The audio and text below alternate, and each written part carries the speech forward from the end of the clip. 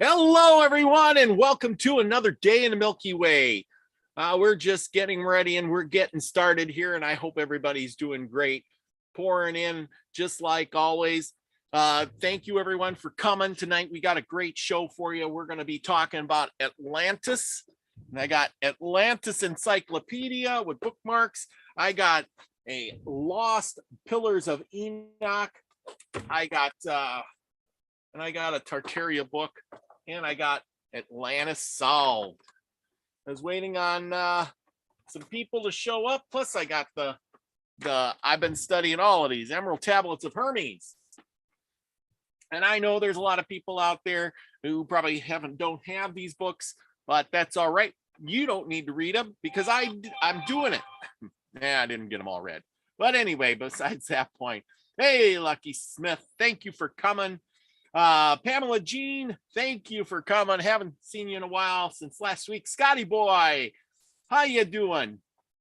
I know it's going to take a few minutes for everybody starts rolling in, but you know, as summer gets here, I don't expect a whole lot of much. And there's Zigzagzilla. I was going to send you an email today, and I plumb forgot.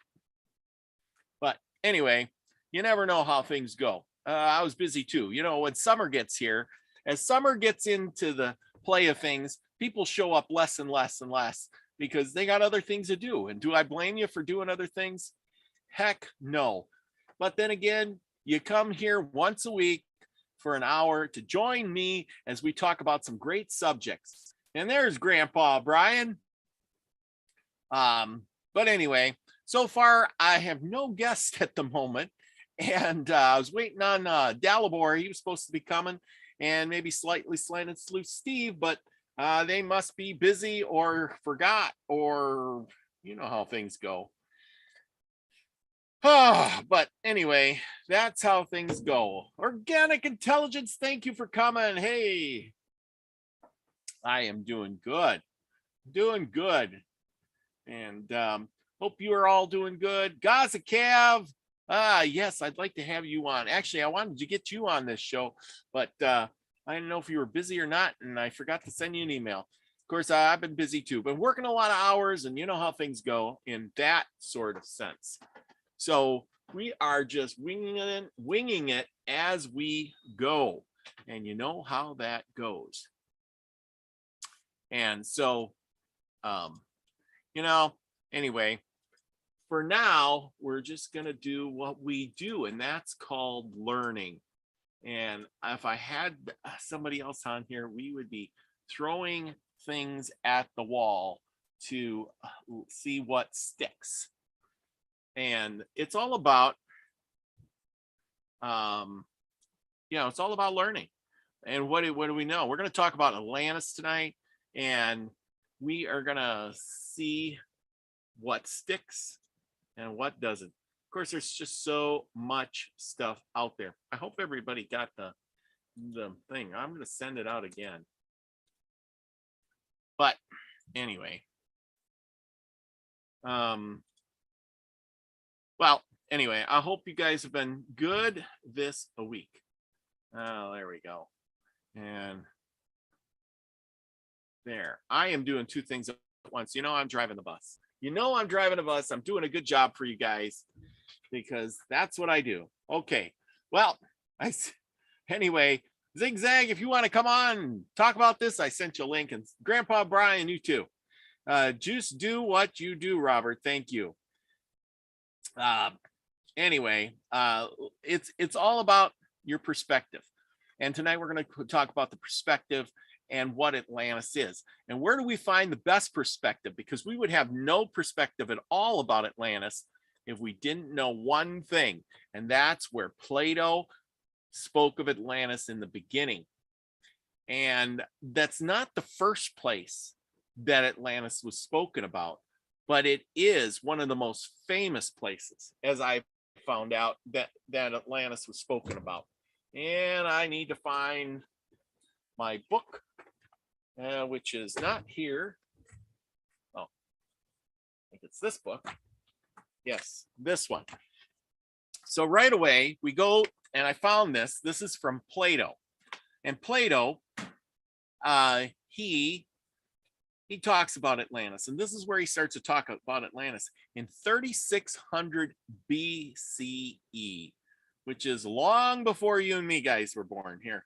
So, maybe you can remember some past lives or something, but all in all, we weren't there. We're just finding out information. Now, if you were a very long-lived person, you might know a whole lot more about what is really going on. So here's what he says. The power came forth out of Atlantis, or the Atlantic Ocean, for in those days the Atlantic was navigable, and there was an island situated in front of the straits, which you called the Pillars of Hercules.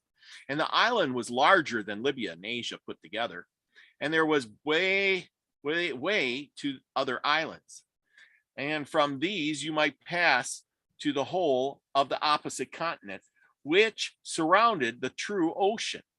For this sea, which is within the Straits of Hercules, is only a harbor, having a narrow entrance, but from that other is a real sea, and is surrounding land, may be most truly called a boundless continent. Now, in this land of Atlantis, there was a great and wonderful empire, which had ruled over the whole island and several others, and over parts of the continent. And furthermore, the men of Atlantis had subjected the parts of Libya within the columns of Hercules, as far as Egypt and Europe, as far as Tyria. The vast power gathered into one endeavor to subdue at a blow our country and yours and the whole of the region with the straits. And then Solon, your country, shone forth in the excellence of her virtue and strength among all mankind. She was preeminent in courage and military skill, and there was a leader of the Hellions. And when the rest fell off of her, or from her, being compelled to stand alone, and after having undergone a very extremity of danger, she defeated and triumphed over the invaders, and preserved from slavery those who were not subjugated, and generously liberated all the rest of us who dwell within the pillars. But afterward there occurred violent earthquakes and floods, and in a single day and night of misfortune, all your warlike men in a body sank into the earth, and the island of Atlantis in like a manner disappeared in the depths of the sea, for which reason the sea in those parts is impassable and impenetrable, because there is a shoal of mud in the way, and this was caused by the sustenance of the island.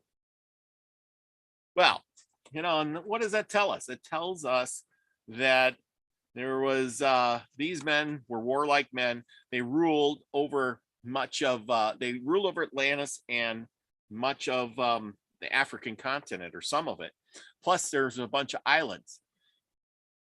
And then with but the thing is did the violent was it the Atlanteans that caused the island to sink in the sea, or was it just climate change? As we all know. So we'll refer to that. So I've been putting all this together. So what I'm going to do is I'm going to share this. So this is what I was thinking, Oh, why isn't it up there?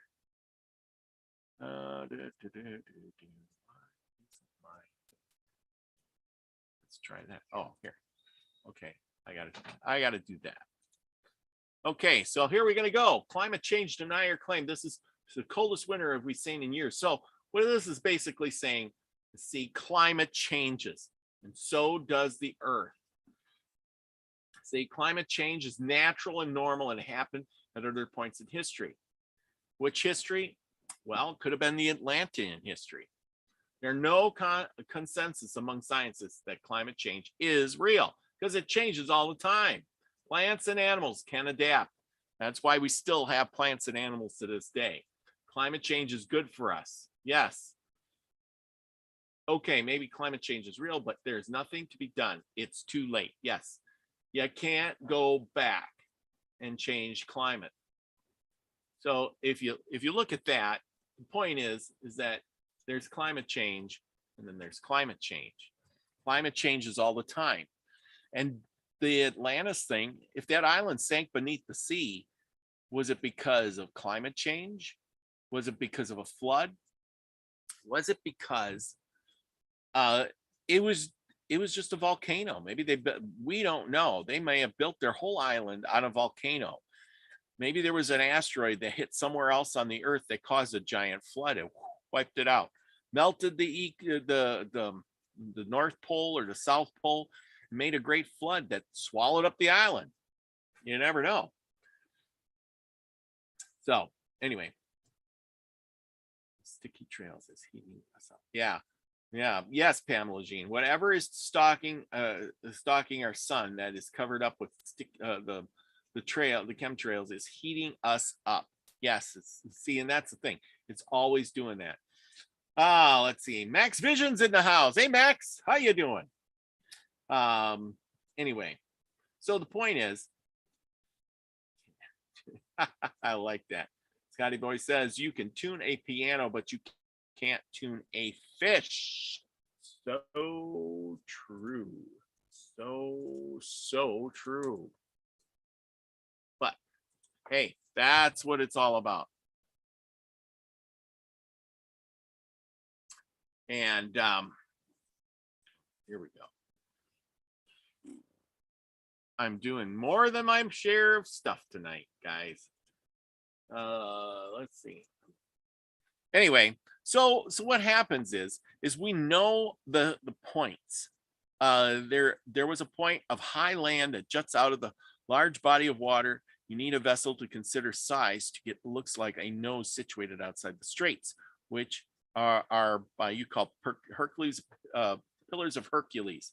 Now the pillars of Hercules were, as you know, it's right between Spain. Here, let me pull this up, boys and girls. We are just going to do kinds of lessons today.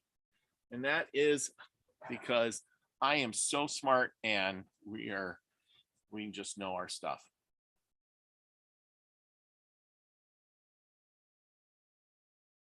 And there we go.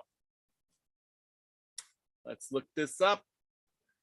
Pillars of Hercules is an ancient name referred to two priorities at the eastern entrance of the Strait of Gibraltar. A narrow opening, 14 kilometers, which is probably about 8 miles wide between the Mediterranean Sea and the Atlantic Ocean, separating the continents of Africa and Europe. Okay. Let's see. Here's one with a map. So we're going to go to the map. And we're going to share screen so you guys can see what I am looking at. Oh, there we go. Now we're doing this. And you can see the study reveals Atlantis candidate. And this is what we're talking about. The Straits of Gibraltar, the narrow strip in between here and there. It sounds a familiar yarn, but the lone researcher claiming to have pinpointed lost. Oh, yeah. Anyway, Atlantis described by Plato, but the time there is no mention of super civilization, UFOs, magical crystals. Instead, he had turned the clock back on ancient rises in the level of the sea to reveal an island that matches Plato's story. So here's an island, and what a perfect island that would be to be situated right there, that all the stuff in purple could all have been ruled by the Atlantean Empire 19,000 years ago.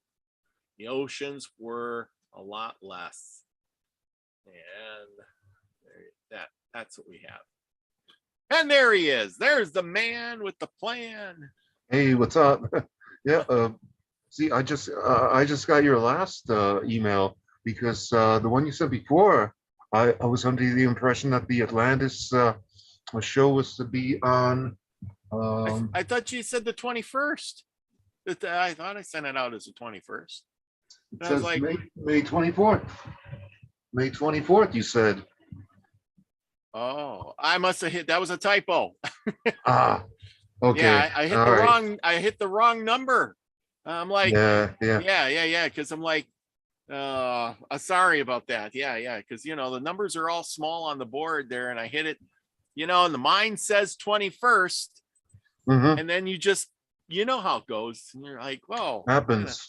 That's Happens. yeah, that's happened to me before where I said, like, what did I do? I did that with somebody else too. And I says, we're gonna do it Saturday or something. And I said, whatever, 9 o'clock. And I always open up the Zoom room at 8:45, and I forgot to change it from 9 because I have to put it on YouTube at 9, but then on the Zoom I have to put it on 8:45. And I might have put it at 8 or 9 here, and then nobody showed up until 9. I'm like, oh my gosh, nobody. I'm like, you guys, 8:45. It's always 8:45. Yeah, exactly. Except that here's the thing. Sometimes you guys in the US change to daylight savings time or Yes. from daylight savings time at a different time than we do here in Europe. So, that adds to the confusion Yeah. because So you don't change time there.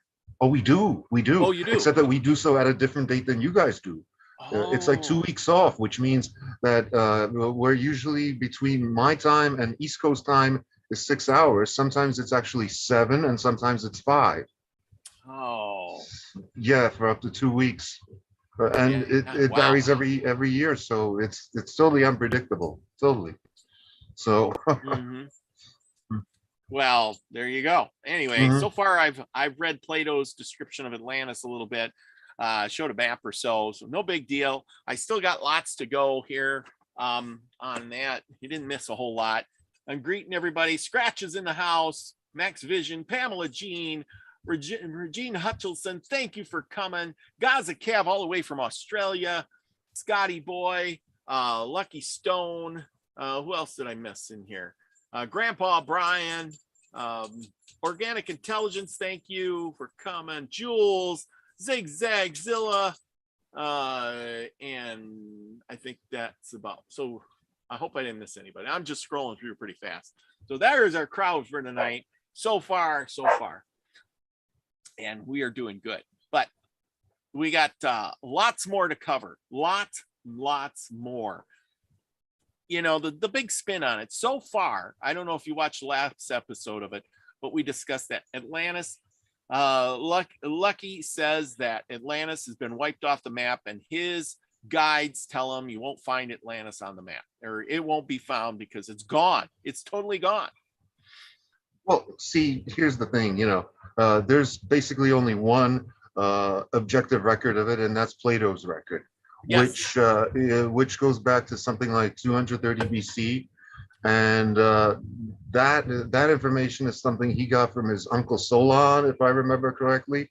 Yep. But if you ask any of these Atlantis researchers, you're likely to get locations anywhere from Cuba to the Yucatan Peninsula to the Azores to Antarctica, and some have even speculated, off the planet like the moon or Mars or something like that. So basically, it depends on whom you ask. Yes, and so we can't. So I'm looking at it this way: we're not gonna find Atlantis on a map, and we're not gonna find it in the flesh because whatever it is, it's gone, and it's been thousands of years. And maybe someday somebody will dig something up, like the Rit structure that they The always talk about. Rishat structure in Mauritania. Yeah, it's interesting. Yes. And I have that somewhere here. If I can find it. Oh, here's my Atlantis. The dimensions match. So do the colors of the stones. So does the configuration. So does the location of the mountains, with the mountains being to the north. Yeah. A couple of things match the official objective written record. So. Oh yeah. And besides that, I do not have a picture. Some have theorized that it could have been inside the Mediterranean, on the island of Crete. Yeah, and here's our picture of this. I'll blow it up for everybody, and then you can see there's good structural features here. And this is not the Ricarus. What'd you call that? How'd you Rishat structure. Yeah. So here you have the mountains in the back we're talking about. And this is the Atlas Mountains, and then of course you have the fertile plains out front. You have this narrow strip where the ships would come in, and you have the 3 rings, and in the center, actually, you're supposed to be a mountain there or a hill with a spring that comes out of it. And So these were the things that, Plato described. So you have something to go through. That's where that reshot structure comes from. And that's where people put their apples in the barrel with that, gives you something to look for. Yeah, and it's interesting that you mentioned the Atlas Mountains, because Atlas, he was if you recall, he was the god who allegedly moved the earth, that he bore the weight of the earth on his shoulders, and he's actually the one that they named the Atlantic Ocean after. Except that back in those days, they didn't conceive of the fact that there were multiple oceans. They saw all the oceans as being just one ocean. Yes. Because in reality, it is all linked. It is there isn't like separate oceans or whatever, however many there are. So, and they said that it was in the middle of the Atlantic, which meant basically in the middle of the ocean. Okay, so then, okay, here, hang on a second. I have this picture. Okay, so where we're going to look at a map so we can see. So it makes no sense. This here map is the best I can do right now. I don't know if I click on it, but anyway, this stretch right here is the Atlas Mountains, right? And if it's on by the Atlas Mountains, then they're looking out on the fertile plains. The only place it could be, it'd be on the south side of the mountains, not on the north side of the mountains. Exactly, and that is where the reshot structure is. It is in Mauritania. Exactly, but then here's the thing. So if you got this area, Mauritania, here it is, Mauritania. If you have this, well, who's to say that this wasn't covered in water at some point in time? There's evidence of that. There's definitely 12,000 years ago, that could have been another ocean, say like a giant Great Lake, but with seawater in it. And then if that was true, that could have been a calmer ocean, because he says in this book, I just had it out, and when he says when the Atlantic Ocean was navigable, he says the power came forth out of the Atlantic Ocean. In those days, the Atlantic was navigable. So, well, how could it be navigable? And not then all of a sudden something happened and then it wasn't. Well, they say, see, that's the thing. They say that the Sahara Desert has actually gone from one extreme to the other about 50 times in the last million years. It's gone from desert to ocean about 50 times that that we know of, and everything in between, which means like jungles, and evidence of that exists in the form of animal fossils, like I think elephants that they found in the desert. Yep. Okay. I'm doing my research here real fast so we can get pictures. People love pictures, and so we are gonna and a map of Africa 12,000 years ago. Yeah, they also found like some sub-Saharan animal fossils, like lions and tigers, which would indicate that it was actually not a desert. Yes, I totally agree with that, and that could be. Because that's the thing about climate; it just changes all the time. Yes, nothing is really stable. Yeah, because we think of everything as the way it is right now, but our lifetime is so short that it could be something totally different. Here, I'm trying to find a good map of Africa 12,000 years ago. It's not as hard as, or it's harder than it looks, man. Oh, it is. Yeah. Let's see here. Yeah, they just don't pop up, boys and girls. Because okay, here we go. And guess I was sharing that whole screen. There we go. Can you see that? Oh yeah. Okay. See, here's Mauritania. And there's fish there. There's a giant lake. And there's a big lake here, and there's a big lake there. Now, this is migration to Africa about 4,500 years ago. But in between that point in time, this whole area could be, I'm going to click on it. That whole area could have been covered with water. Yeah. It was, yeah. I mean, that's definitely believable.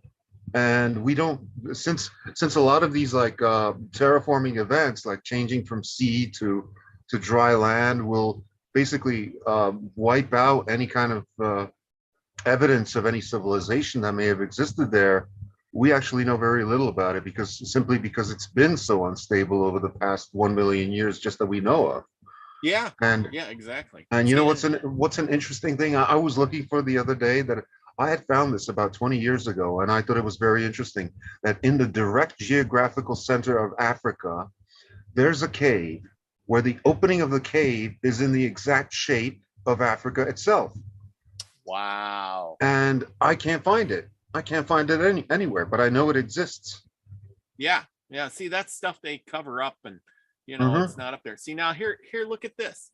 If you look at this, is the description pattern of the okay. So they're talking about people and leaving and stuff, but Hmm. how? Okay, so you're telling me people were here and they just traveled across the desert to here. People don't travel like that hundred No. thousands of years ago. They travel on waterways. They would have got on this lake. They would have traveled up this lake and up a river. Hmm. That's the highways of the past, was Sure. rivers. They did not travel across No. the desert like that because they didn't have any conveniences. No, no, no. That would have been physically impossible for them, because just to take along enough water for those people to survive would have Yes. necessitated taking like many times their body weight just in water, and that's ignoring things like food. So, Yes. Yeah. and what kind of containers could they have had to store that water in? That would have been like animal bladders of some kind, animal intestines, Yep. gourds, or I don't know what. And even if they had hollow tree logs to put it Yeah, in, it's still heavy. Water is yeah. heavy. That's what makes us not be able to go to space or travel to Mars, is because not Hmm. just we're going to jump in a spaceship and go to Mars, but what happens when getting there? You got to have water to sustain your body for 9 months, they say. Of course. How are you going to get enough water for 9 months? Exactly. Exactly. Yeah. And it would interest me to know just how far that distance is. And I'm eyeballing it. I'm saying maybe 1,500 kilometers. Yeah. So how long would it take a normal average person to walk 1,500 kilometers? Yeah. Even if you walked, even if you walked 20 kilometers a day, that would take you, that would take you oh 75 days. Yeah. You walk. So Yeah. Because you walk about 4 miles an hour, yeah. and you can walk maybe. Well, I'm thinking of the settlers. I've been doing that in Native American Myths and Legends show, and with that, a lot of people, they were doing what 15 to 20 miles a day, 25 on a good one, but Yeah, but if 15 you're or 20 walking miles. through desert, you might want to maybe just walk during the nighttime when it's not as oppressive, which Yeah, means I never you know walked through a you're desert, so I don't know. yeah, I've been to the Sahara Desert, and it's nasty. Yeah, It's not beach sand like Seaside Heights, or down at the shore or whatever. yeah, It's got the consistency more of like construction rubble, which means yeah, it's unless it's a well-driven path, it's kind of difficult to walk on in flimsy shoes like flip-flops or something like that. You yeah, need stable shoes to be able to walk on it without cutting your feet, and to walk on it comfortably for long distances. So if they were walking across this thing for 75 days and having yeah, to take higher quantities of water than they would need if they were just sitting in their huts, that would have been physically impossible. Plus, I would speculate that they probably took much longer to walk that distance because they weren't as tall as we were. And evidence for that is anytime you go visit like a medieval castle and you look at the suits of armor, I mean, those are literally the size of like children's yeah, suits. yeah. Because They people weren't weren't, that big. no, they weren't. Yeah. Okay, here's a good map. And as you can see, here's a big waterway. The Atlas Mountains are right Oh yeah. here. Uh-huh. And look at this giant water. What if this was much bigger? You Yeah. know, What if this was much bigger? Or even this lake here is still huge. It So, is. you know, and so you got your water. Just imagine you got, this is 5,000-year-old map. What if you got a waterway that goes in here? Because this is where that structure is, right here, where my cursor is.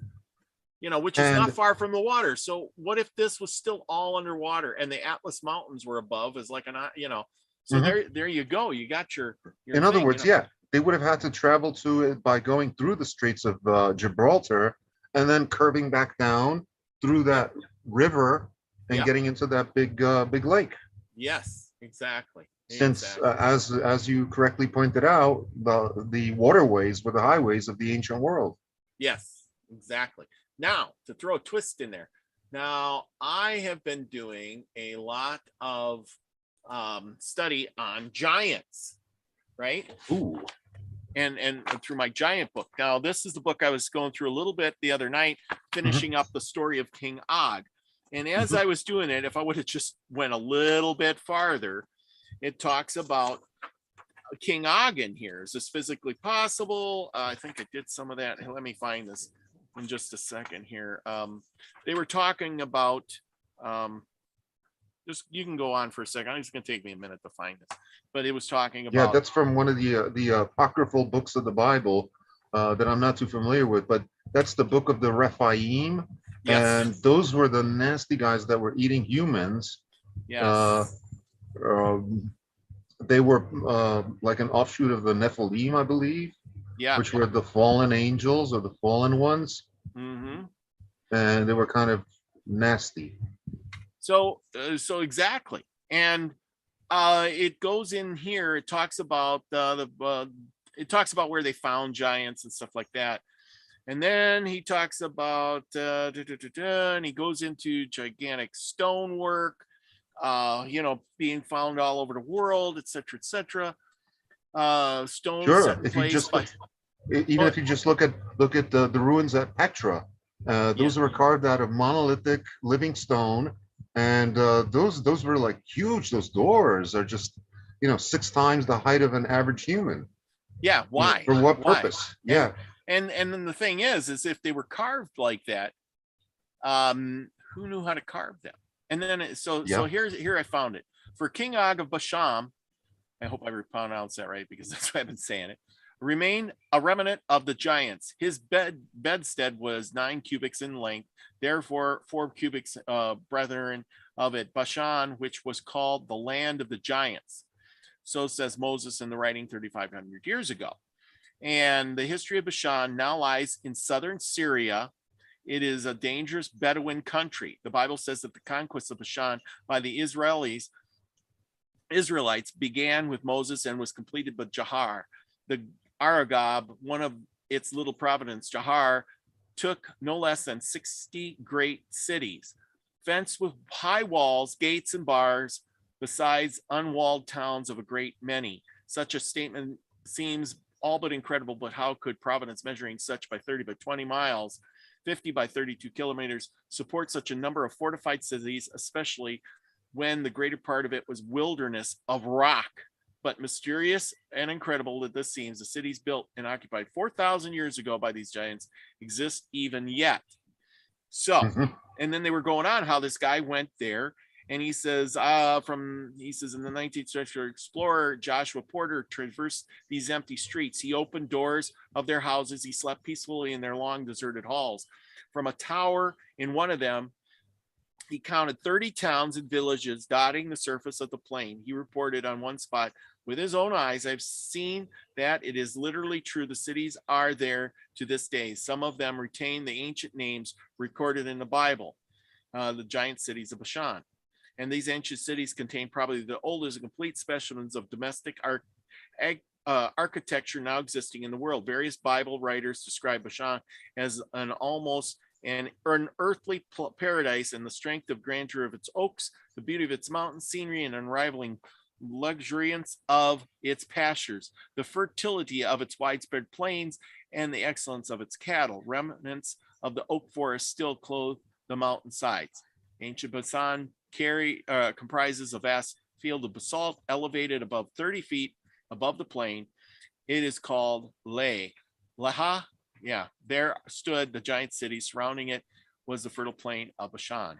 Worldwide, most ancient cities have vanished, not Bashan. It is literally crowded with towns and large villages, most of them until recently deserted, but are not yet ruined. But then he goes on how big the walls and thick the walls were 15 feet thick, 30 feet high. He says now the houses are occupied by the armies, the Syrian armies there now. So interesting that he and mentioned. they do give a picture of what the walls and the doors. Does that door look familiar? Yes, it does. Yes, it actually does look like one of the doors at Petra. Yeah, exactly. So the thing is, and somewhere in here, and I don't remember where it was, but it talks about these Atlantis, and that the giants, there were giants in Atlantis. And I'm thinking, well, that makes sense. So say the giants, and I'm on a roll here with this giant thing. And, giants existed all over the world. Sure. Every single major culture on Earth has some kind of legend about giants. Every single one of them. Every single one. Exactly. Okay. So then let's say that Atlantis was inhabited by the giants. They were here longer. They could move those big stones and things. And when Atlantis sank, they dispersed, and brought of course they would bring their technology with them. And if they weren't reproducing, as I've, discovered, they were on the slow burn to being extinct, and they knew it. And so what are they going to do? They're going to pass their technology on to the people around them, even if it's us, the little people.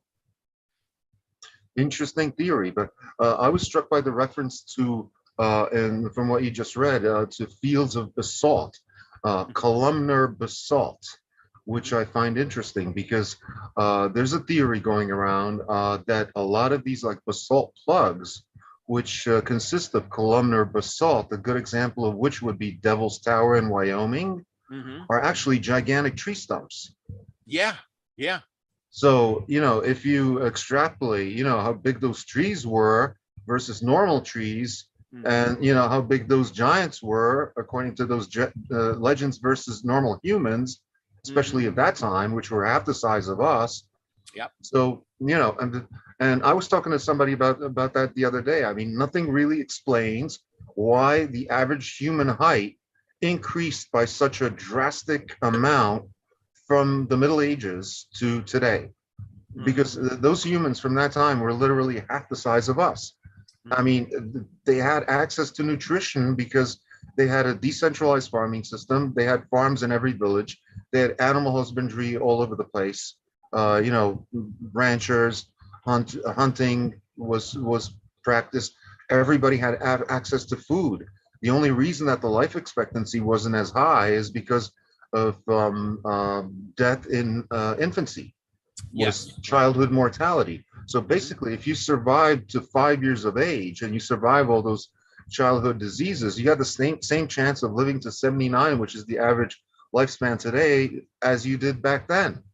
So, it's not really explained by better nutrition or vitamins or any of that. Although I kind of disagree with that in a way. And this is only by raising animals.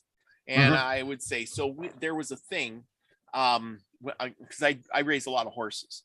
And in the West, there was a thing called, you had a farm raised horse, one that got grain, and one that was raised on the open range. A range, the difference between a range horse and a farm raised horse. And a range horse was smaller. It was lean and thin and skinny, kind of, lanky, whatever. Not saying it was any kind of different horse, but it was, different in that respect.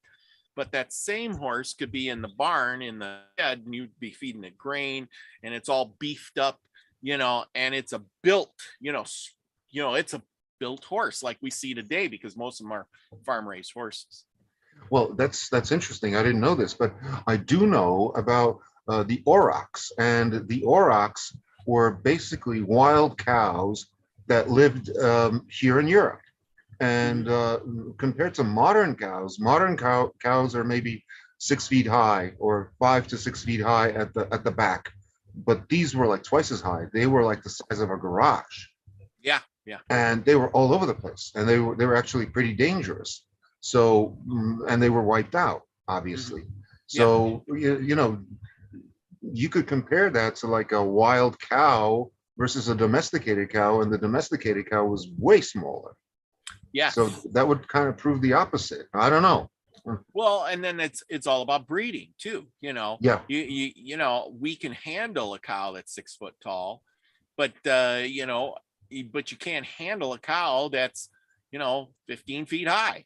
Mhm, You know, mhm, yeah. you know, so in the same respect, did you ever see the study on the foxes? The Russians did this thing with the foxes, and they took a wild fox and they bred it and bred it and bred it and bred it until it was a tame fox. No, I didn't know about this. No. Oh, well, you keep talking. I'll look that up and I'll show you. It was really an interesting study because they did this and they literally got rid of all the defects into that fox.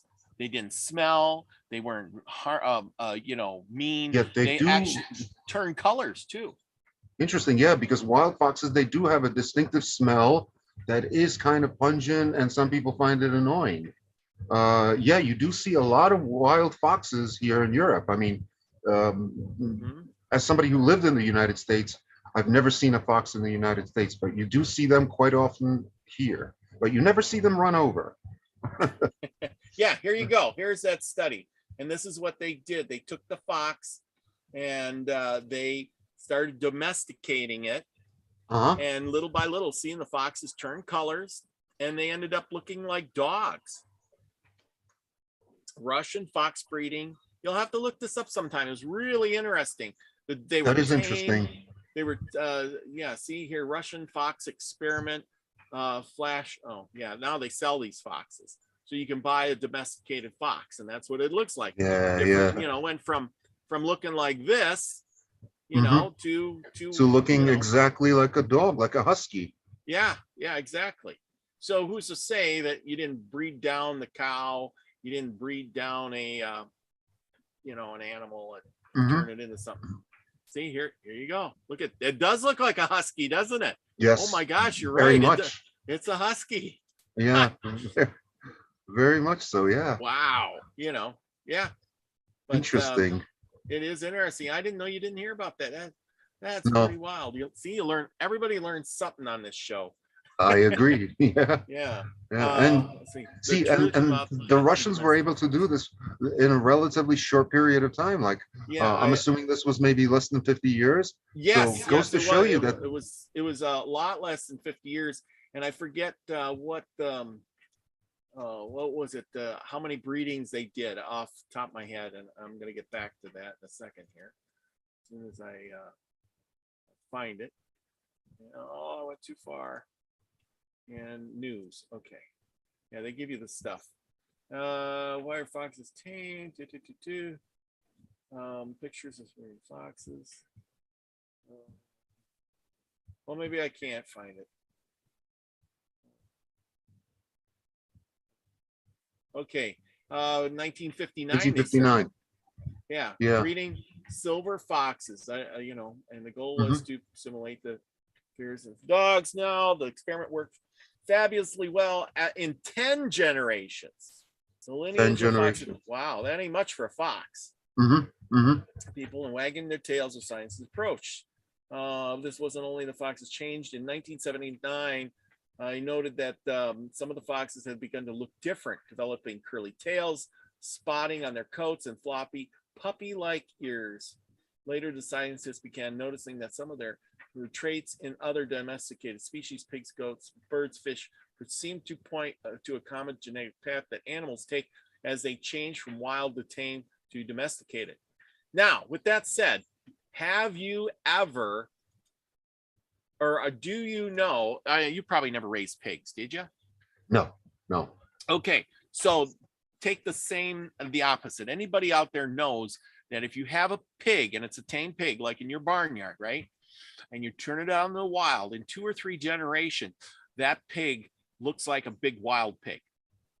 Yeah, Starts growing the big tusks. It's full of that's hair, interesting. and it starts going backwards then. So instead of being that friendly tame pig, it starts going backwards, and it looks like a wild pig, like you'd find in the swamp.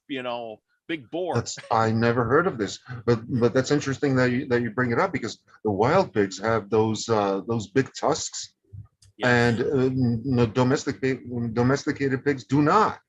And they'll have little tusks, and a lot of times we clip them out when they're born. But you clip them even out. if you don't, they still won't get big tusks that stick out to here like a wild pig does.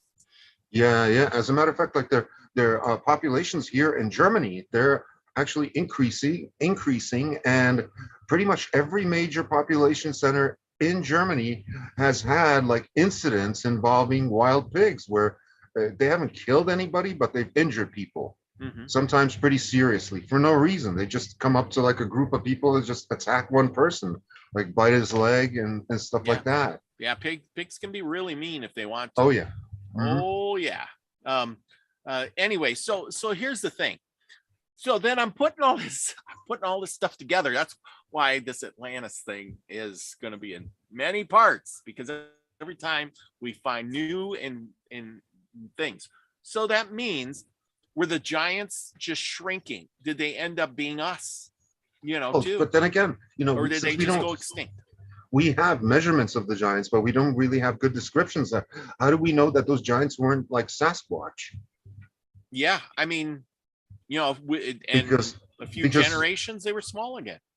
Exactly. Yeah, because since you brought up the Russian experiment thing, there was an incident in Russia back in the 1800s where in this small village there was a Sasquatch that was adopted by the village. I read about female that. Sasquatch. Yes.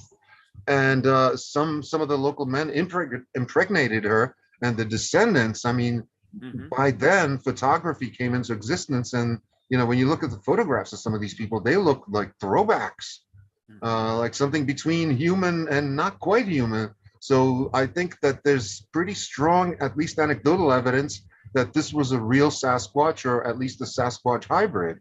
And that's one dominating thing about them, is the fact that they have big feet because they're big. And that is so true. And then you look back and you say, okay, so maybe the giants didn't turn into us, like, physically turn into us, but they could have bred with, human women, or, Homo sapien women, and produced an off-breed, say as like in Enoch. Remember in Enoch, he says the Watchers, and then the men that they bore their children were men of renown, men of old. Men of old. They were giants of men of old, but because they wouldn't have been smaller, but they would have been bigger than the normal human would. Exactly. Yeah, but not ridiculously huge, like 300 meters tall or something like that. But sufficiently big to be considered a giant. Yeah. And so I think if you Sasquatch. if you were a giant of say 15 feet, and you bred with a person who was say 6 foot tall, and you came out with an 8 or 10 foot tall person, my gosh, people, if that was the only person around, you'd be huge, Oh yeah. And I mean, sizes of humans have changed even relatively recently, and that brings to mind George Washington. He was about 5 feet 11 inches tall. And he was regarded as a giant. He was regarded as being huge. Yeah, like same physically with huge. Abraham Lincoln, same way. Which is strange, because I'm 6'1", and so next to me he would actually be quite a bit shorter, like 3 inches shorter. And I'm not that tall, so. No. Yeah, and nowadays we don't look at height, but I mean or so much, because there's a lot of tall people. And I was looking at, and I seen a picture, maybe I can pull it up, of Arnold Schwarzenegger, right? Sure. And how tall was Arnold? He seems like, in every movie, he seems like a really big guy, right? Yeah. He is not that big. on the giant. So you get there and you start looking at it. I'm trying to type too. And he was That's okay. pictured, No. he was pictured with Arnold Schwarzenegger was pictured with Andre the Giant and Wilt Chamberlain. Oh yeah, okay. Let's see here if I can find it. Yeah, here it is. And this is so funny because we think of Arnold Schwarzenegger as a big guy, but then he gets with the Andre the Giant, and all of a sudden things change. Okay, can you see that? Not, oh yeah. Oh. There's Arnold, the short guy, the little dude. Wow. If you could move that over a bit to the left, because I can't move it. It's kind of yeah. I don't know if I click on it, I might be able to do something with it, but I'll have to see. Yeah, okay, there we go. Maybe Oh now. I recognize Andre the Giant. Yes. Oh Yeah, my this is God. Andre, and this is Wilt Chamberlain. He's actually bigger than Andre is. Oh my God, that is dramatic. But in the movies, Arnold's got to be 6 foot tall. I think he's 6'1" or 6'2". Yeah, so he would be as tall as I am. Yeah. Yeah. And maybe it says here how tall he is. Nope, it doesn't say. But I think I read about this earlier, and he's 6'1" or 6'2". But say these two guys of this size, or maybe a little bit bigger, were Atlanteans. Yeah. And they were building those giant stone buildings and things, for instance. Yeah. They would have a lot easier time if that was the normal size of a guy doing that work than this guy, or a guy who's only 5'5". Yeah. You know what I'm saying? Which also brings to mind like the relative strength. Like would their size be in proportion to their physical strength? Because that brings to mind a whole other problem. Like for example, the pyramids of the stones in the pyramids of Giza. Those stones weigh anywhere from 50 to 70 tons. Okay, 50 to 70 tons, which means 70,000 up to 70,000 kilograms. Now, when you approach one of these blocks, they're about chest high. Yep. Which means they're about the size of a minivan. Yep. Now, and they weigh 70,000 kilograms, assuming that the average man, if he's working out, can lift maybe 250 kilos. So you would need four to lift 1,000 kilos. So you would need 280 men, really strong men, to lift one of those stones. So my question would be, how would you get the hands of 280 guys to lift that stone up? There's not enough room. There is not enough room for, if each of these guys has hands that are maybe, I don't know, 25, 30 centimeters across, both of them, there's not enough room. Not enough room, yes. Which means like if you had a giant and they had maybe the strength of 10 guys and each of them could lift 2,500, so then you would only need 28. And in which case you could fit 28 men around one of those and lift it up. And at that point you could use some kind of leverage, like big beams of some sort, because they would have the hands to wrap around that big log. Say you use a big log to lift that stone. Well, if and I was reading in this book about they find weapons and things like that for here they were going on numerous huge stone clubs, pounders, chisels. You get the idea, right? Sure. But anyway, estimated these actual size, these men from 10 to 12 feet taller and overweighing some 500 to 600 pounds. So you got a guy who weighs 500 to 600 pounds. And it says here his hunting weapons included a 500 doubled edged axe weighing 17 and a half pounds. So so if you think our axe weighs what, 3 or 4 pounds, something like that. Yeah. Yeah. Yeah. It's So an not that axe heavy. weighing Yeah. 17 pounds is going to be, that, Huge. and you Yeah. got to be pretty darn big to lift that up. This is true. And Start swinging a lift it 17 up all pound axe. day. Yeah. Yeah. That's a lot of work. Yeah. Good. That's interesting. So like That's you interesting that said, somebody. if you have 28 guys lifting something, and it says here that they figured this out. This guy, they found he had to be 10 to 12 feet tall. And it says here that King Og was around what, 14, 15 feet tall. So Yeah.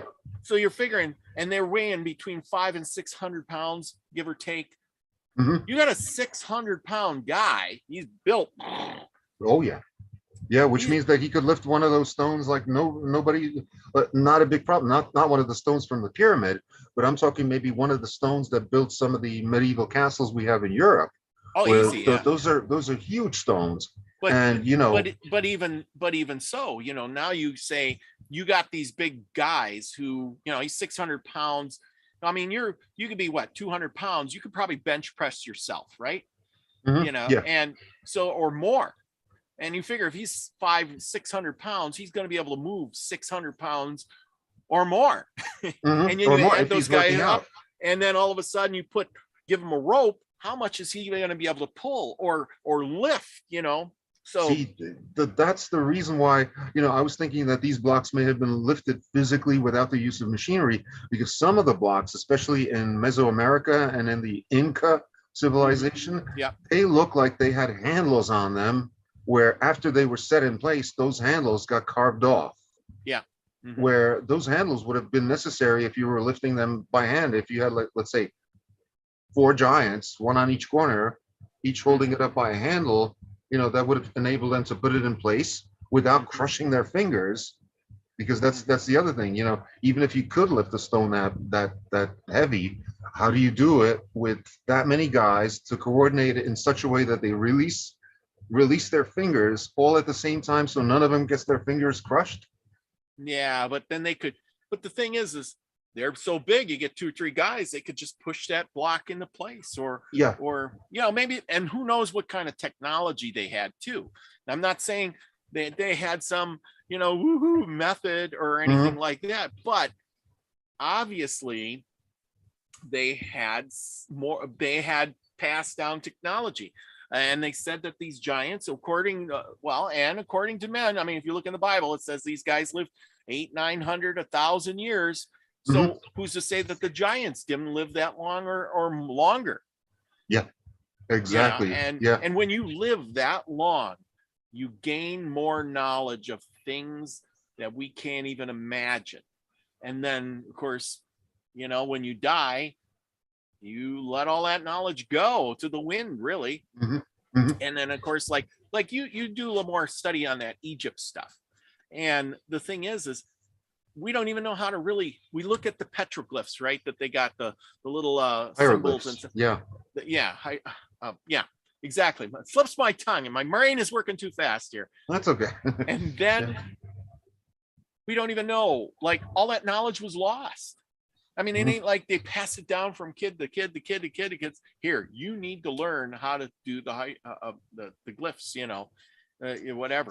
It's also interesting that, back in those days, you had a set of glyphs that was used continuously for over 4,000 years without interruption. Yeah.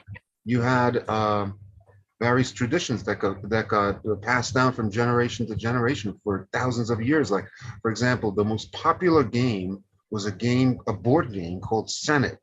And I remember that. Yeah, it was basically 36 squares, and you would throw dice and you would move pieces and try to get to the end. Basically a very simple game. Believe it or not, this was like the hottest hit game for like 3,000 years. Like, what stays a fad for 3,000 years? What stays a fad for 3 years? It goes to show you that the people of those days were in some ways different from us. I don't know, more traditionalistic, or or they really were just slaves of the giants or of other entities that inhabited this planet or this realm. Yes. And I found out from that book of King Og. I don't know. Have you ever read that book, or did you watch the show? Or I only watched one episode of it when Wayne Steiger covered this on one of his shows. Very, very good book. You should check this out.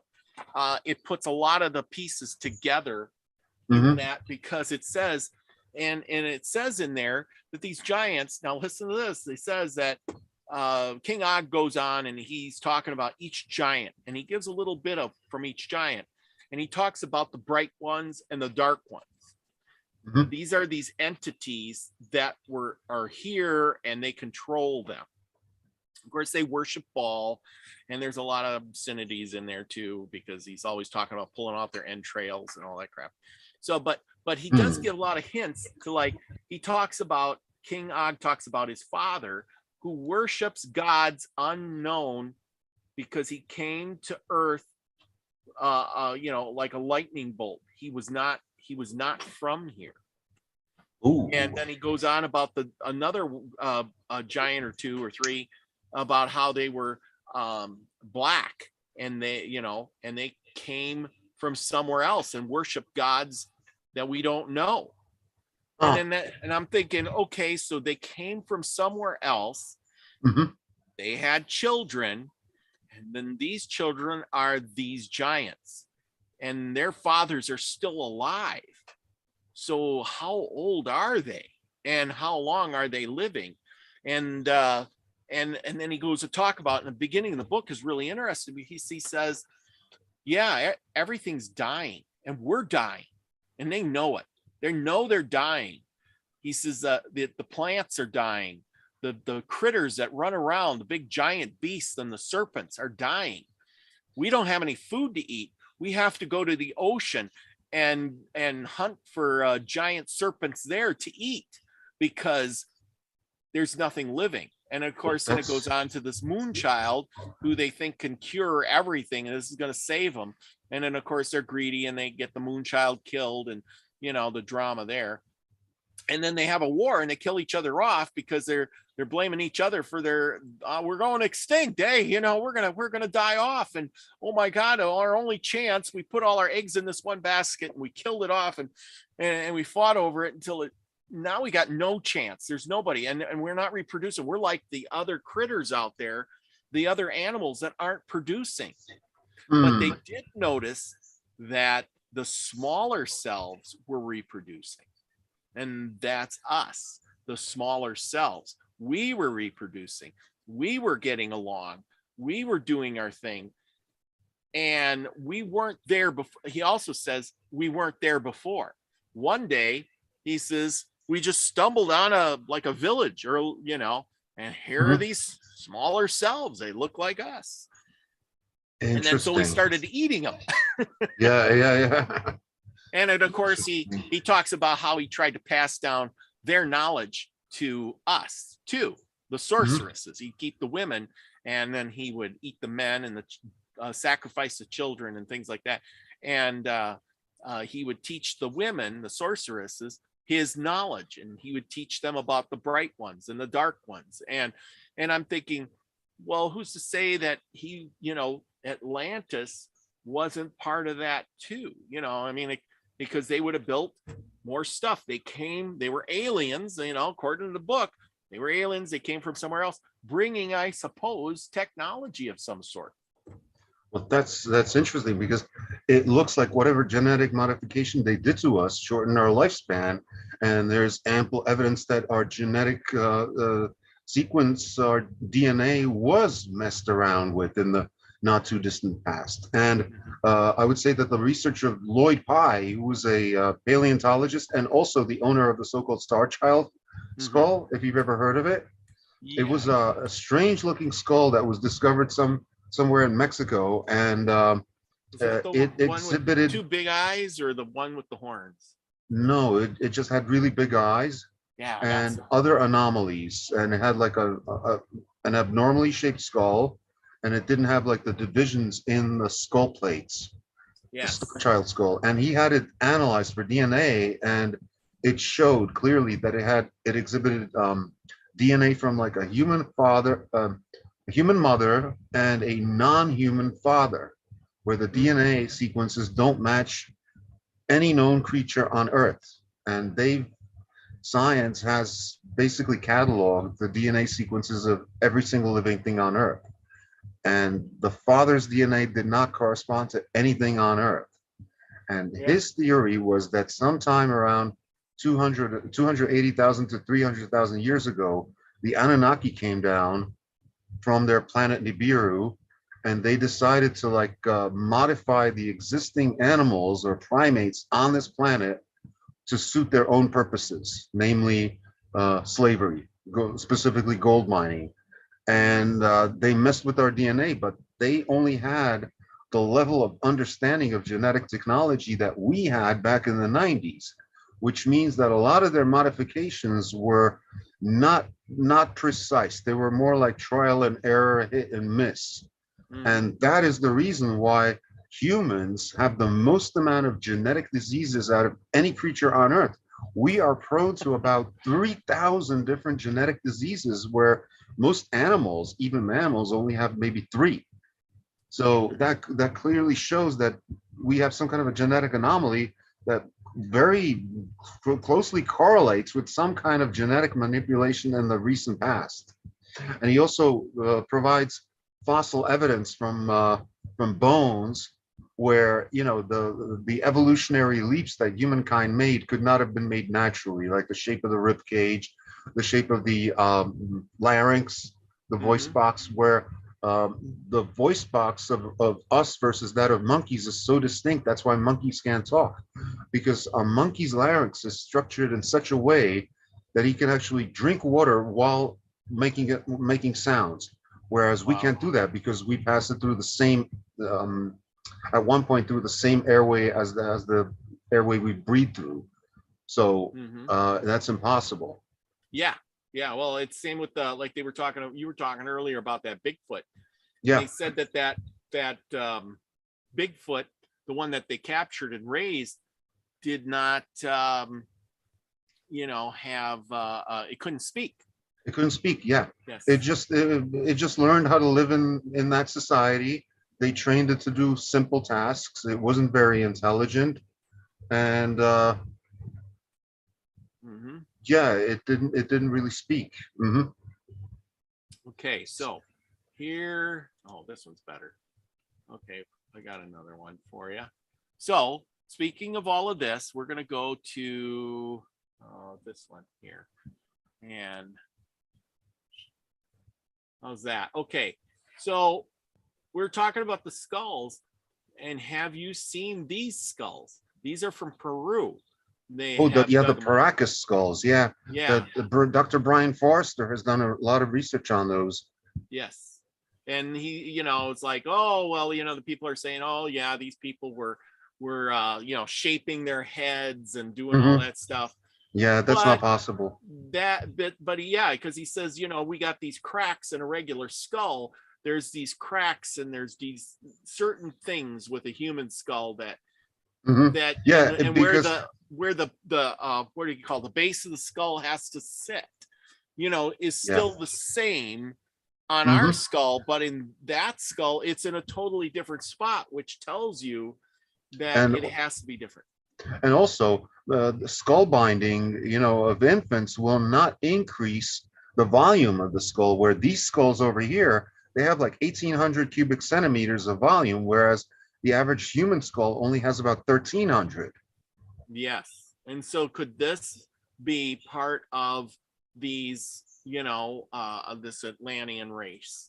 Yes, that's and they had bigger brains, probably, more it's powers. Look at their eye sockets being bigger too. It's a distinct possibility. And the fact that a lot of nobility of various cultures worldwide either changed their skull shapes to match that, or they wore hats like that. Just think of the Pope's hat, or like the typical witch's hat. And here we go with the Egyptians. Look exactly. At this guy here. Why does he have such a big hat on? Is his skull shaped different? I mean, this is from an Egyptian statue from thousands of years ago, is he wanted that race, and he wanted to fit in, say for instance, he wanted to fit in with everybody else. What would be the first thing you do? You'd want to cover up your big giant head. You'd say, I'm going to put a hat, make it into a hat, and I'll wear that around. And then, because later on, what did they do? Here, look at this guy. He don't have a big hat on. He don't need to. His head, he don't have a big head.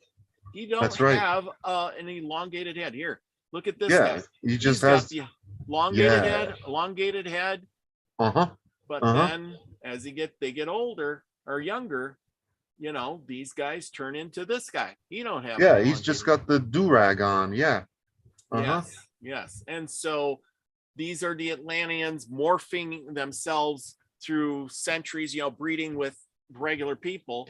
Which this might be a stupid supposition, but what do you suppose could have been the reason behind like the crazy huge top hats of the early 1800s? I mean, could that have been an attempt by some of these types who were still around at that time to blend into our society? Yeah, definitely could have been. See here, look at this one. Here you got the big hat. Now the head starts shrinking. Pretty soon it's flat. Yeah. I mean, progression of time, and over thousands of years, you just don't notice it. And there was probably just so few of them, and of course that's the way it is. Yeah. See, look at here, big heads. And like you said, the Pope, he wears a hat, because that those were the people who had the power. They were powerful people. Maybe they could do things we just couldn't do, or maybe they had the technology stored up in their brain, how to move the blocks of a stone or how to build a pyramid. They had the knowledge. How come the pyramids are all aligned with everything else? I mean, when they didn't even have a telescope. Yes, exactly. Or that also brings to mind, in the medieval times in Europe, it was common for kings to wear a crown.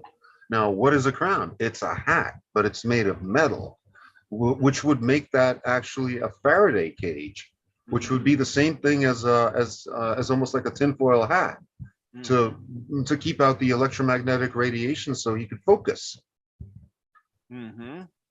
I mean, that was my theory, because I've been experimenting with the use of such headgear, and I've noticed that because I have an electromagnetic detector, I have like a tri-field meter, and I've experimented with various materials, and some like copper pots are extremely good at blocking out electromagnetic radiation. When you put such a pot on your head, you feel after about 5 minutes, you feel a distinct sense of like calm, where you're better able to focus your thoughts.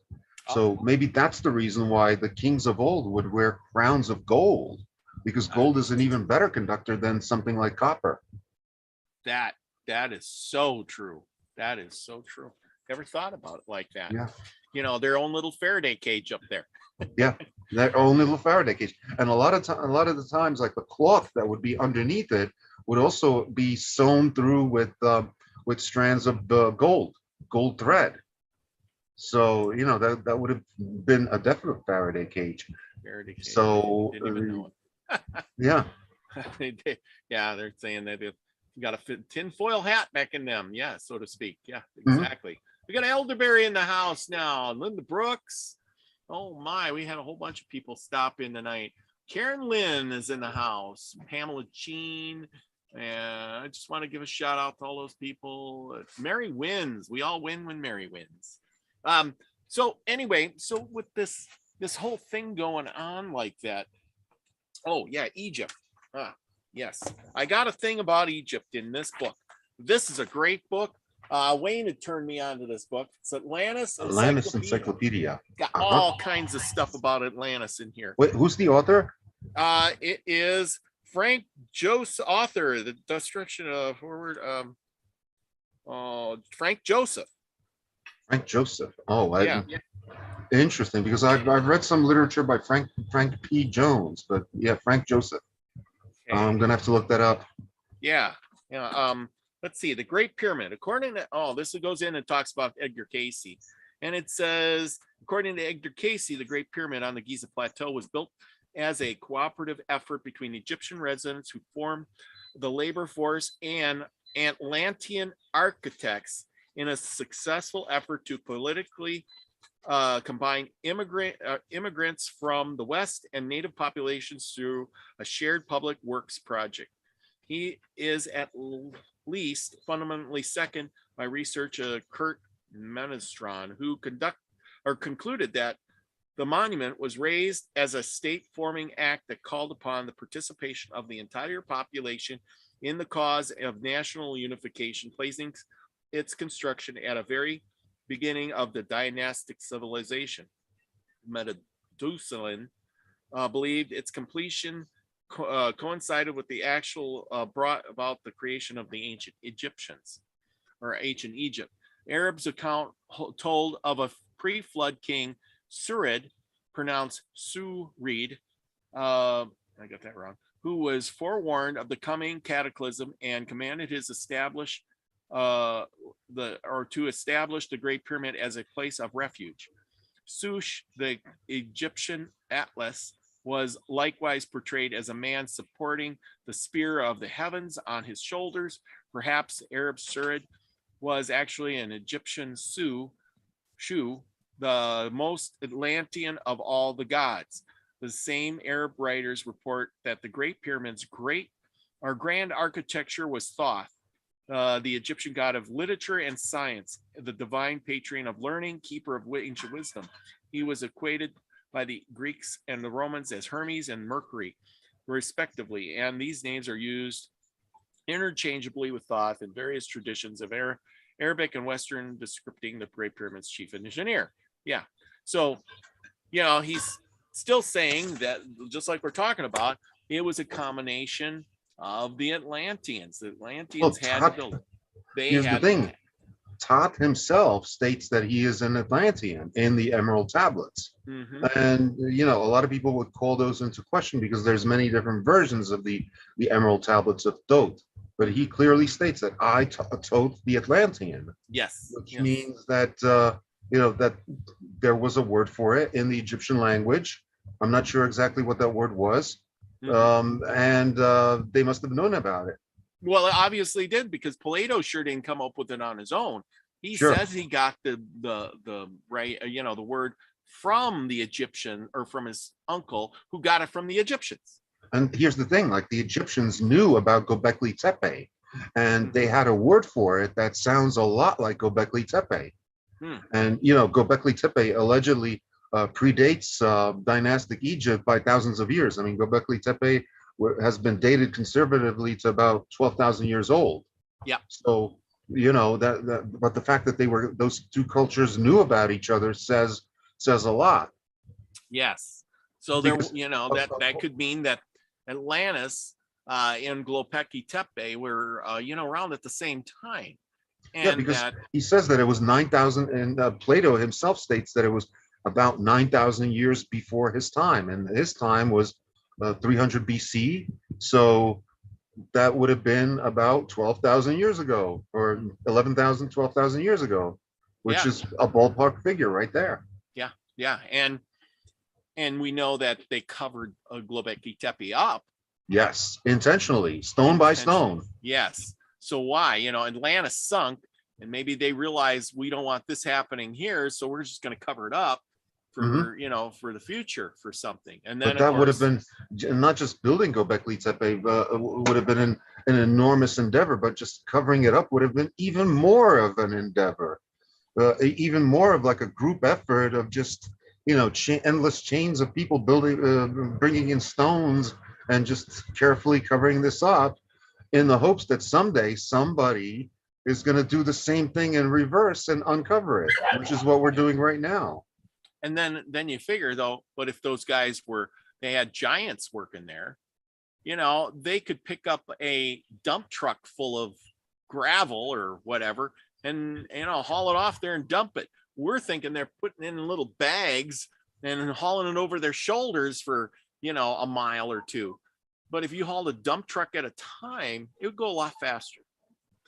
You know, And so, it's also interesting that, okay, if we establish the fact that Egypt may have been a derivative culture of Atlantis or have been established by Atlanteans, these same Atlanteans could have established other cultures worldwide. And one of those candidates would be the island of Scarabray, which looks to be like almost like a renegade split off civilization from Egypt that traveled to the British Isles and set up shop over there, as well as to southern Turkey, not Göbekli Tepe, but southern Turkey. And the discoveries that were made by Dr. Carmen Bolter before she got kicked out of there because of the war situation, where she discovered like a crypt that contained Egyptian-looking artifacts with a lot of the same names mentioned that we know from dynastic Egypt today. mm-hmm. Yep. So, you know, there's, in other words, some of these Atlanteans could have jumped ship before Atlantis sank because they knew that it was about to happen. Oh yeah, exactly. Like it says, all these people scattered to the ends of the earth. I got one here, and this is kind of cool because it had Montana, and I thought, Montana? How does Montana go with an Atlantean? Now listen to this. This is so far away. Located in northern Montana, Chief Mountain is especially revered by Northern American Blackfoot tribes who believe its summit alone stood above the waters of the Great Flood, which rose to drown the rest of the world in its deeply ancient past. Shamans ascended to its slope to annually commemorate the escape of a single survivor who later became the first ancestral chief of the Blackfoot after marrying a star maiden sent from the Great Spirit. That was the flood. And of course, maybe I skipped ahead a little too far, but I'd been reading, and it talks about there was giants, and the Indians were afraid of these giants, and they had now, you know, as I do, that Indians don't have facial hair. They're not bearded. But they describe these giants with red hair, red beards. They were white. They were red-headed. Now, if you haven't seen a white man, and all of a sudden you see a giant, he's got red head and a beard, what are you going to think? How are you going to say, hey, none of us have a beard, but that guy does, and we're going to put it in our stories? So does that make any sense? If you I know. it. No, we just made that up. I know, they could not have made it up because they themselves don't have any beards. It's just like the descriptions of Quetzalcoatl, because as a matter of fact, the Mesoamerican Indians, they had a prophecy about the return of Quetzalcoatl, that he would come back as a man with a beard, a white man with a beard. White man with a beard. And this coincided, also the timing of this prophecy coincided with the time when Cortez appeared. So they thought Cortez was Quetzalcoatl. Yes. That's why he was able to just waltz in there and just take over. Yeah, they thought he was a reincarnation of this god. Yeah. You know, and what did Quetzalcoatl do? He gave them all kinds of technology. Oh yeah. You know, it was simple technology, but he gave them technology nonetheless. So did Kukulkan. Yes. So did Kukulkan. Same deal.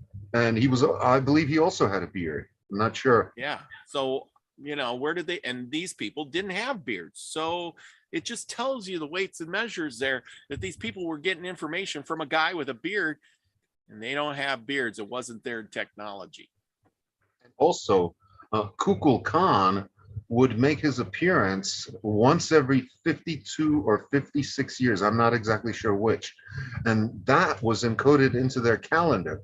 But 52 years is also, it's got something to do with the cycle of the planets, where once every 52 years, I think Jupiter is in the same position, or don't quote me on this, I don't know. Yeah. But he would appear, and they would send him like 7 young men and 7 young women, and he would return with them, and they would be at the same age that they were when they left. And in the interim, in those 52 years, they didn't age at all, but they acquired all this knowledge on his home planet or wherever he came from.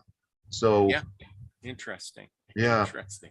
So it just makes you wonder, you know, did the Atlanteans, you know, did they get the information? Well, it's kind of like I hate to say it, but the Germans. The Germans went ahead and they had the, you know, World War II, and when the whole thing was done and over, where'd you get all this technology? Did you Yeah. invent it? No, we got it from somewhere else.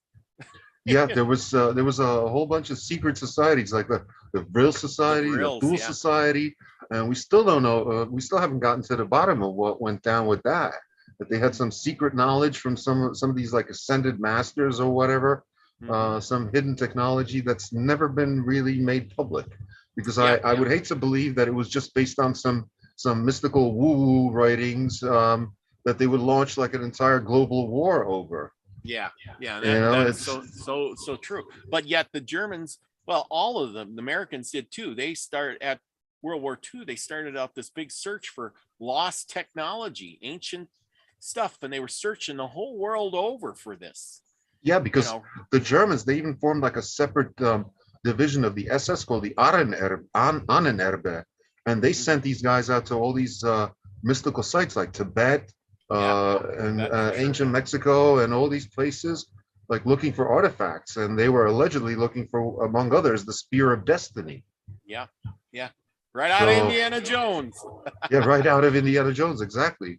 Yeah, Yeah. it's like, what were they really looking for? Yeah, now we And just make TV shows about it, but this was a mhm. real thing. These people really believed in this stuff.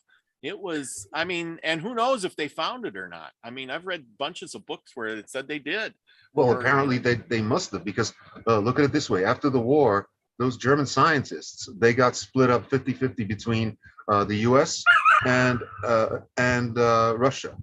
And the ones that went to the US under Operation Paperclip, they all got sequestered into NASA. So yeah, they became, and NASA is pretty much like a, or was like a military organization, you know, yeah. for the Vernon purposes of Brown, develop. Yeah. he was no saint, that's for sure. Oh, he And was a scumbag. Yeah. yeah, and he brought all his buddies with him. Yeah. And I read stories about that, and they almost like split off from NASA doing their own thing because they were like, "You people are too slow. We're gonna get this thing done." And you had like a whole bunch of like weird characters around NASA. Like what was that guy? That guy who blew himself. yeah, Crowley or no, He was Alistair affiliated with Crowley. um, No, Jack Parsons. Parsons. Yes, yeah, Jack Parsons, Parsons, yeah, he was into. Scientology guy. Yeah, he was friends with L. Ron Hubbard, and Ron he Hubbard, was yeah, like a pen pal of Aleister Crowley, yeah, and he was attempting to do like the Moonchild ritual. yeah. And you referenced the Moonchild in like that book of Oz.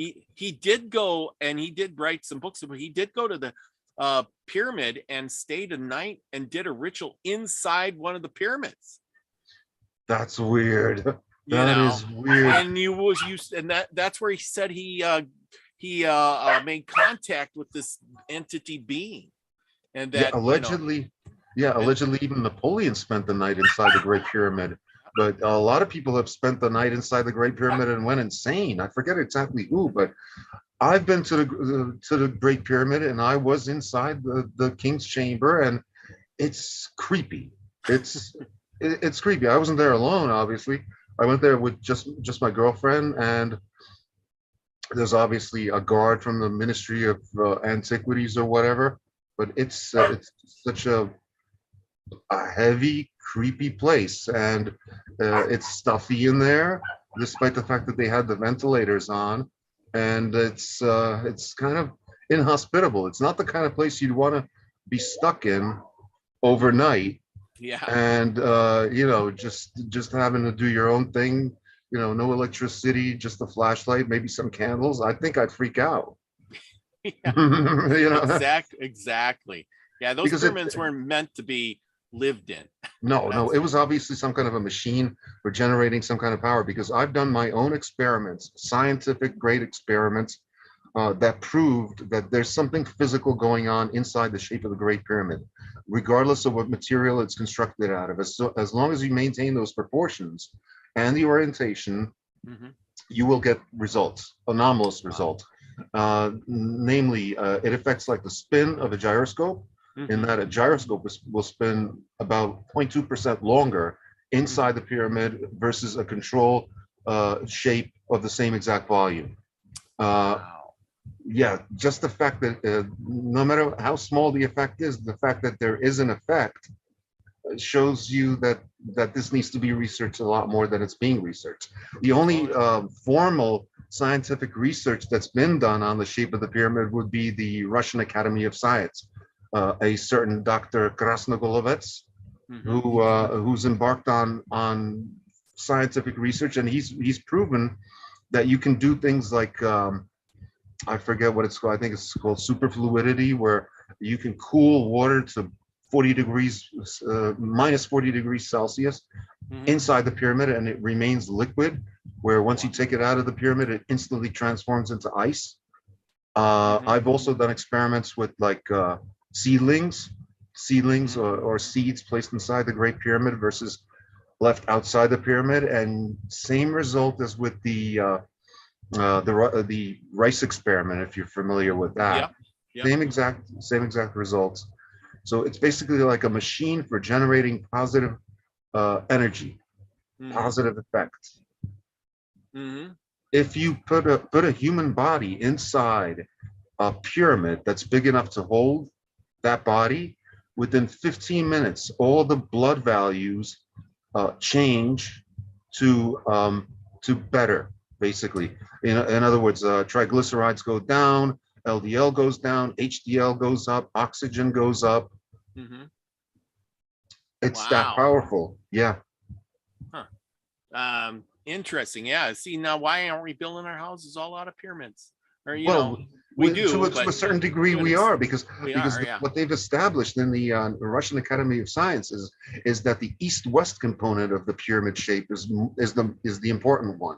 So as long as your house's roof is peaked and those sides are facing east and west, you've got a pyramid.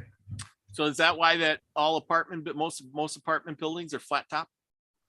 They're trying to get rid of that effect. Do you ever notice that? Apartment buildings and skyscrapers and everything, they're all flat now. Well, the other effect is the fact that they're covering everything with aluminum siding. Because if you place aluminum siding on a wooden structure, that's exactly the opposite of generating a positive orgone field. Because what you would want to do is you would want to put the metal inside the wooden structure and not on the outside. By putting it on the outside of the wooden structure, you're actually drawing the orgone energy out of whatever is inside it. That too is counterproductive. They trick us all the time, and you think people don't, or somebody doesn't know this. If you know it, the government knows it. Sure. And maybe I'm a conspiracy theory guy, yeah, but I'm a conspiracy scientist. Well, because what's the alternative? What, coincidence theory? There is no coincidence theory, and there are no coincidences. That's right. That is absolutely right. Well, no, anyway, we have gone a good hour and a half, believe it or not. Wow. And I can't believe it. The time has flew by. Yes, it did. I cannot believe it, but we learned a lot. You learned about the foxes. I learned about the pyramid things. I mean, some of this stuff is so fascinating. I'm going to have to rewatch my own show. Yeah. We will definitely have a part 3 and probably a part 4. We got guests coming on. I know I'm going to have a couple more parts for sure. Remember Veronica Bartonoli, she came on a while ago. She was a space soldier lady. She is going to come back on the 25th of June for an Atlantis show. So there you go. Cool. Looking forward. She says she has past memories of Atlantis and things like that. So interesting. DNA and whatever going on in her. So that should be really interesting. Yeah. So anyway, the more we can get out of this, we're putting all the pieces together, and we could do another 2 hours on this way. Oh, sure. Yeah. Except it's almost 6 a.m. my time. So, I know. So, okay, we're gonna say goodbye. Thank you, Dalibor, for coming on. Thank you, Robert, for having me. This is a great. I love talking about this stuff, and we didn't even get I had look at all I have bookmarks, you know, in there. Oh, And yeah. all Mhm. kinds of, but I just would have to do it again. We will. And I want to thank everybody for coming and staying as long as they did. We had about 20 people, but they're dropping off like flies now. We still got Lucky Stone and Scratch, and Isby came to join us. Hey Cool. Isby. Yeah. Nina the Mystic is in the house. Good night, Nina. She's Yeah. join her on her show. Her links in the bottom. Max Vision's probably got a show on right now. His links in the bottom. Go check them out. They're great people. Have fun doing the reading with Max. My mind is clogged. Anyway, Remote viewing. Remote viewing. There you go. And Susie Q, thank you for coming and staying up late with us. We'll all see you again. Remember, be the frequency you want to receive. We love you, everybody. Go spread the love. If they want it or not, just wrap your arms around somebody and tell them that you love them. It's the way to go. See you, everybody. Peace. And